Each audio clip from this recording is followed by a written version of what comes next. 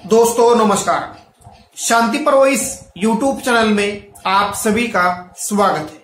आज के इस वीडियो में हम महाराष्ट्र की राजनीति पर बात करेंगे।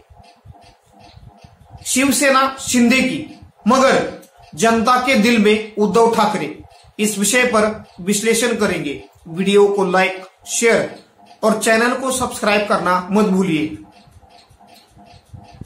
विधानसभा के स्पीकर राहुल नार्वेकर जी ने शिवसेना किसकी इस प्रकरण के बारे में जो निर्णय दिया है, उस निर्णय के बाद जो प्रतिक्रियाएं टेलीविजन मीडिया और सोशल मीडिया में जनता की आ रही है, उन प्रतिक्रियाओं को और उन व्यूज को हम बारीकी से देखें तो उद्धव ठाकरे जी के पक्ष में ज्यादातर व्यूज या प्रतिक्रियाएं हमें नजर आती है। यानी एक तरीके से उद्धव ठाकरे जी के लिए जनता के बीच सहानुभूति नजर आ रही है। जिस प्रकार चुनाव आयोग ने विधानसभा में शिंदे गुट का बहुमत देखते हुए शिवसेना पार्टी और पार्टी का सिंबल शिंदे गुट को दिया, उसी समीकरण पर विधानसभा के स्पीकर राहुल नार्वेकर जी ने अपना निर्णय सुनाया है। भले ही शिवसेना पार्टी की कमान या पार्टी का सिंबल एकनाथ शिंदे जी के पास हो, मगर उद्धव ठाकरे जी का जो गुट है उसको ही शिवसेना के ज्यादातर समर्थक और महाराष्ट्र की ज्यादातर जनता असली शिवसेना इस वक्त मान रही है। ऐसा ही जमीनी स्तर पर एक परसेप्शन बना है।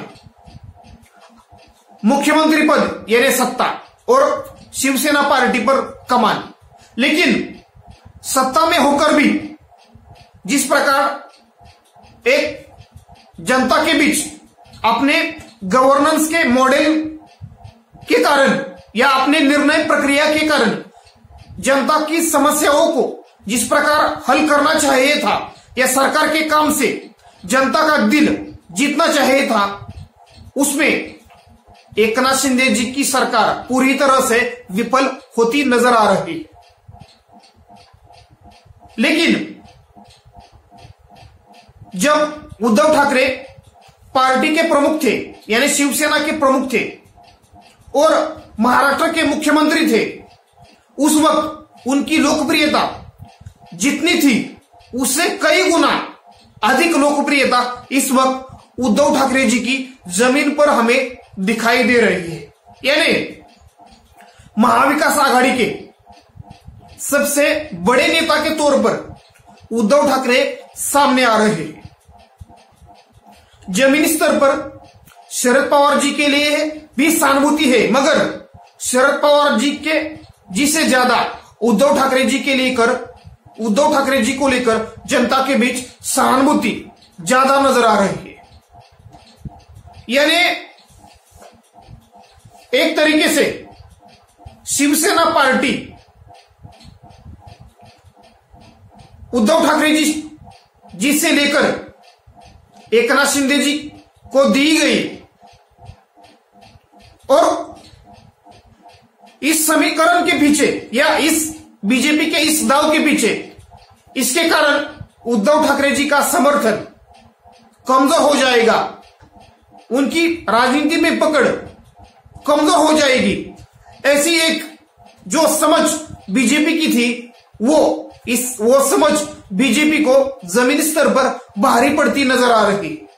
अगर उद्धव ठाकरे जी को सहानुभूति नहीं थी, ऐसा अगर जनता के बीच उद्धव ठाकरे जी को लेकर सहानुभूति नहीं है, ऐसा बीजेपी का मानना है, तो बीजेपी गलतफहमी में है। लेकिन बीजेपी के नेताओं को भी मालूम है कि शिवसेना के बारे में या शिवसेना पार्टी को लेकर जो भी निर्णय होंगे उसके कारण उद्धव ठाकरे जी के लिए जनता के बीच सहानुभूति दिन ब दिन बढ़ती जाएगी। इस सहानुभूति को कम करने के लिए भले ही अलग अलग तरह के निर्णय सत्ता पक्ष द्वारा लिए गए हो और पार्टी का सिंबल शिंदे गुट को दिया गया हो, मगर उद्धव ठाकरे जी विपक्ष में होकर भी बीजेपी के लिए महाराष्ट्र में सबसे बड़ी मुसीबत इस वक्त बने हैं। और महाविकास आघाड़ी गठबंधन के नेताओं को भी मालूम है कि जितना उद्धव ठाकरे आगे रहेंगे या महाविकास आघाड़ी उद्धव ठाकरे जी को आगे करेगी, उतना फायदा चुनाव में महाविकास आघाड़ी गठबंधन को मिलेगा। जिस प्रकार इस वक्त महाविकास आघाड़ी गठबंधन में लोकसभा चुनावों को लेकर सीट शेयरिंग के बारे में चर्चाएं हो रही है, उस चर्चाएं सामने आ रही है, उसमें शिवसेना पार्टी को यानी उद्धव ठाकरे गुट को सबसे ज्यादा सीट यानी लड़ने के लिए सबसे ज्यादा सीट मिल सकती है, ऐसा आंकड़ा भी सामने आ रहा है।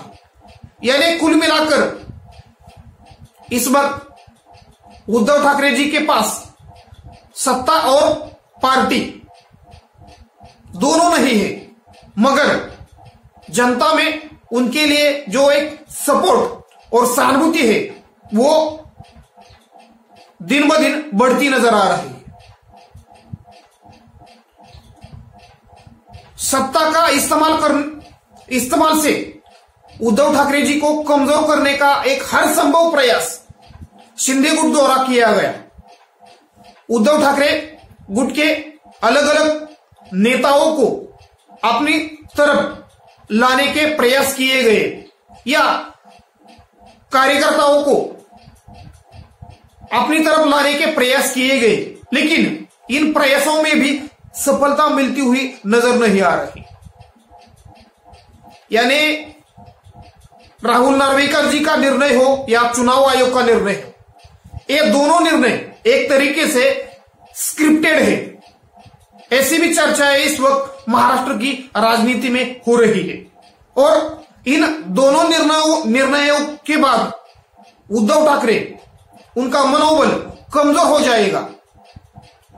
शिवसेना की जो पकड़ है वो कमजोर हो जाएगी और शिवसेना के ज्यादातर समर्थक एकनाथ शिंदे जी को अपना नेता मानेंगे। जो बीजेपी का ऐसी जो समझ थी या जो बीजेपी का आलाकमान ऐसा सोच रहा था, उसे एक तरीके से इन बीजेपी के प्रयासों ने झटका दिया है।